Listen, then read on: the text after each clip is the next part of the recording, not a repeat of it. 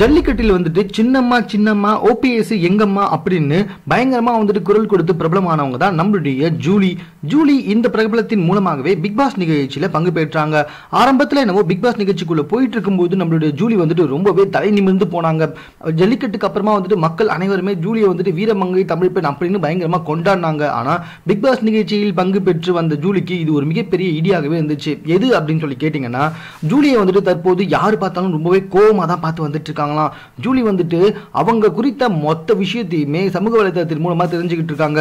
Big பாஸ்ல அவங்க இருந்த 1.5 மாசமும் மக்கள் அவங்களை எந்த அளவுக்கு கேவலப்படுத்திருக்காங்க, எந்த அளவுக்கு வந்துட்டு அவங்களை திட்டி இருக்காங்க, எவ்வளவு கோவமா இருக்காங்க அப்படின்ற விஷயத்தெல்லாம் தெரிஞ்சுக்கிட்ட நம்மளுடைய ஜூலியானா தற்போது அவங்க வீட்டை விட்டு வெளியே வரதுக்கு ரொம்பவே பயந்து வந்துட்டு இருக்காங்களாம். தினம் வந்துட்டு தூக்கம் வராம அழுது வந்துட்டு இருக்காங்களாம். அது மட்டும் இல்ல, அவங்க வீட்டை விட்டு எங்கேயாவது வெளியே போகணும், ஃப்ரெண்டு வீட்டுக்கு போகணும்னு நினைச்சாங்கன்னா துப்பட்டா போட்டு முழுக்க மூடிக்கிட்டு தான் வெளியவே போறாங்களாம்.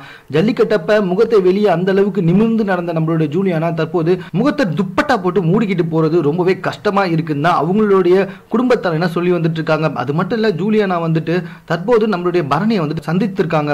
அப்படி சந்தித்தப்ப கூட வந்துட்டு முகமூடியால அவங்களுடைய முகத்தை மூடிக்கொண்டு தான் வந்திருக்காங்க. அந்த சமயத்துல மக்கள் ஜூலியானாவை பார்த்தப்ப வந்துட்டு ஜூலிடான்னு சொல்லவோ அந்த இடத்துல இருந்து பயந்து உடனே வந்துட்டு தன்னுடைய தோழி வண்டியில ஏறி உட்காந்து ஓடிட்டு இருக்காங்க நம்மளுடைய ஜூலியானா. இப்படி மக்களை பார்த்தாலும் எல்லா இடத்துலயும் ஓடி ஒளிஞ்சு வந்துட்டு இருக்காங்க நம்ம ஜூலியானா. இது எத்தனை நாளைக்கு தான் தொடரும் அப்படின்றது தெரியலங்க. பிக் பாஸ் நிகழ்ச்சியை தொடர்ந்து தமிழ் சினிமா இண்டஸ்ட்ரியில ஏதாவது ஒரு பொசிஷனுக்கு போயிடலாம் அப்படின்னு பிளான் பண்ணியிருந்தாங்க ஜூலியானா. ஒன்னு ஆங்கர் ஆயிடலாம், இல்லைன்னா படத்துல நடிக்கிற சின்ன கேரக்டர்ல நடிக்கலாம். இப்படி பிளான் பண்ணியிருந்த அந்த ஜூலியானாவுக்கு ஒருத்தர் கூட வந்துட்டு சான்ஸ் கொடுக்கறதுக்கு முன்வரவும் இல்லையா. இதை நம்பி இதுக்கு முன்னாடி இருந்த வேலையும் வந்துட்டு விட்டாங்க. இதுக்கப்புறமா இவங்க பண்ண விஷயத்துக்கு இதுக்கப்புறம் யாராவது வேலை கொடுப்பாங்களா அப்படின்றதும் மிகப்பெரிய சந்தேகத்துக்குரியமான விஷயம் ஆயிடுச்சான். இப்படி பிக் பாஸால வந்துட்டு அவங்களுடைய எதிர்கால வாழ்க்கையே வந்துட்டு தொலைஞ்சிடுச்சுங்க. ஆனா இதை பிக் பாஸ் ஆலன்னு சொல்ல முடியாதுங்க. அவங்க தான் வந்துட்டு அவங்க வாழ்க்கையை தொலைச்சாங்க.